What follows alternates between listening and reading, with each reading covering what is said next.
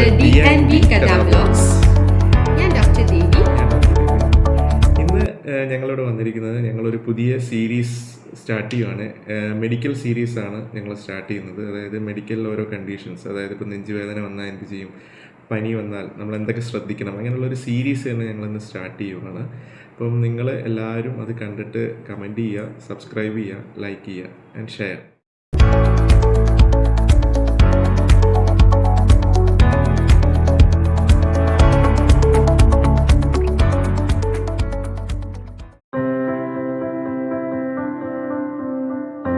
നമസ്കാരം, ഞാൻ doctor Vipin, consultant physician ആണ്.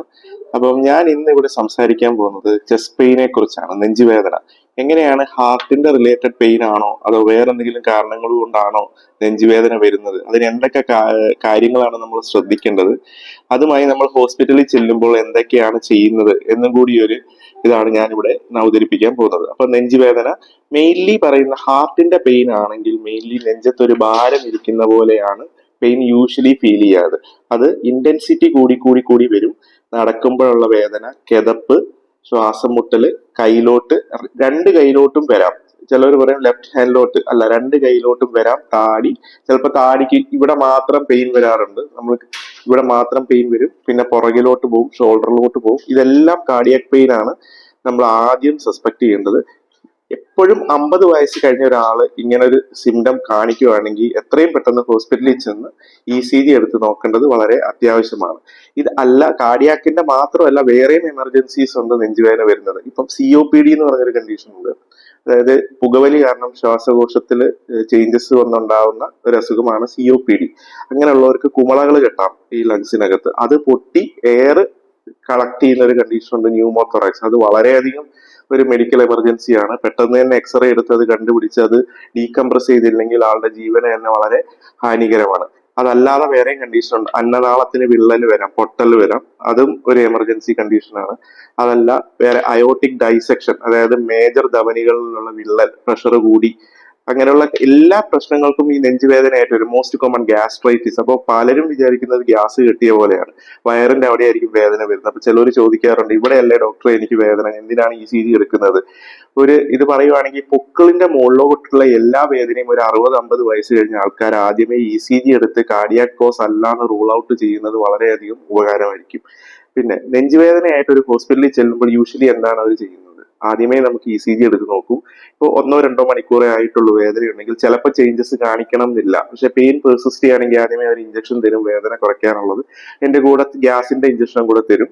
അത് കഴിഞ്ഞ് ട്രോപ്പോണിൻ I എന്ന് പറഞ്ഞൊരു ടെസ്റ്റ് അവർ സജസ്റ്റ് ചെയ്യും. അതൊരു കാർഡിയാക് ബയോ മാർക്കർ ആണ്. യൂഷ്വലി അത് കാർഡിയാക് ഈ MI പോലുള്ള കണ്ടീഷനുകളിൽ അത് കൂടാനുള്ള ചാൻസ് ഉണ്ട്. പക്ഷെ 1-2 മണിക്കൂർ ആണെങ്കിൽ അത് ഡിപ്പെൻഡ് ചെയ്യും. ഹൈ സെൻസിറ്റീവ് ട്രോപ്പോണിൻ എന്ന് പറഞ്ഞിട്ടുണ്ട്. വിത്തിൻ അവേഴ്സ് നമുക്ക് 1 or 2 hours തന്നെ അത് നമ്മൾ ഡിറ്റക്ട് ചെയ്യാൻ പറ്റും ബ്ലഡിൽ. അല്ല, യൂഷ്വലി എല്ലായിടത്തും നോർമൽ ട്രോപ്പോണിൻ I ആണുള്ളത്. അപ്പൊ അത് യൂഷ്വലി ഒരു 6 hours ഒക്കെ എടുക്കും ചിലപ്പം റൈസ് ചെയ്ത് വരാൻ വേണ്ടിയിട്ട്. അപ്പൊ ആദ്യം അത് ചെയ്ത് നോക്കും. പിന്നെ യൂഷ്വലി അഡ്മിഷൻ, അങ്ങനെയുള്ള കേസിൽ നമ്മൾ 1 day അഡ്മിഷൻ പറയാറുണ്ട്. അതായത് 6 hours കഴിഞ്ഞ് റിപ്പീറ്റ് ഡ്രോപ്പ് ചെയ്ത് നോക്കാൻ വേണ്ടി ഒരു ഡബ്ലിംഗ് ഉണ്ടോ, മോർ ദാൻ 50% റൈസ് ഉണ്ടോ, ഇതെല്ലാം സിഗ്നിഫിക്കന്റ് ആണ്.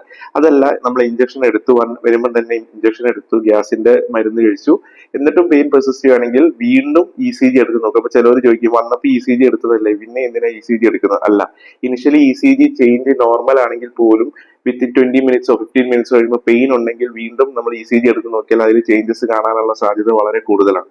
അപ്പൊ ഇതെല്ലാമാണ് നെഞ്ചുവേദനയുടെ ഒരു മെയിൻ ഫാക്ടേഴ്സ്. ഇപ്പം 50 വയസ്സ് കഴിഞ്ഞ ആരായാലും നെഞ്ചുവേദന വരുവാണെങ്കിൽ വീട്ടിൽ വെച്ചോണ്ടിരിക്കരുത്, ഗ്യാസ് ആണെന്നുള്ള ഇതില്.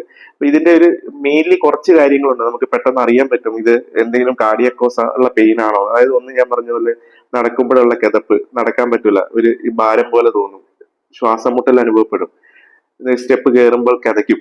അതുകൂടാതെ കയ്യിലോട്ട് വേദന വരും, പിന്നെ തലകറക്കം പോലെ തോന്നും, പിന്നെ നന്നായിട്ട് വിയർക്കും. ഏതൊരു വേദനയും വന്ന് വിയർക്കുന്നുണ്ടെങ്കിൽ അത് വളരെ ശ്രദ്ധിക്കണം. പെട്ടെന്ന് തന്നെ ഹോസ്പിറ്റലിൽ എത്തിച്ചേരേണ്ടത് വളരെ അത്യാവശ്യമാണ്. പിന്നെ ഒരു കാര്യം കൂടെ പറയാനുള്ളത്, മിക്കവരും ചെസ്റ്റ് പെയിൻ ഉള്ള ഒരു സോർബിട്രേറ്റ് ഗുളിക വീട്ടിൽ ഉണ്ടാവാറുണ്ട്. അപ്പം അത് കഴിച്ച് വേദന കുറയുന്നുണ്ടെങ്കിൽ വളരെ ശ്രദ്ധിക്കണം, അത് കാർഡിയാക് പെയിൻ തന്നെ ആയിരിക്കും മിക്കവാറും. കാരണം സോർബിട്രേറ്റ് അതിന് കൊടുക്കുന്നതാണ്. അപ്പൊ അത് കഴിച്ചിട്ട് കുറഞ്ഞിട്ടുണ്ടെങ്കിൽ വീട്ടിൽ ഇരിക്കരുത്, പെയിൻ കുറഞ്ഞു എന്ന് പറഞ്ഞ് എത്രയും പെട്ടെന്ന് ഹോസ്പിറ്റലിൽ എത്തേണ്ടത് വളരെ അത്യാവശ്യമാണ്. ഈ ചെസ്റ്റ് പെയിനെ പറ്റി ടോക്ക് നിങ്ങൾക്ക് ഇഷ്ടപ്പെട്ടിട്ടുണ്ടെങ്കിൽ ലൈക്ക് ആൻഡ് സബ്സ്ക്രൈബ് ചെയ്യുക. അടുത്തൊരു ടോക്കുമായിട്ട് അടുത്ത ദിവസം വരുന്നതാണ്. Thank you.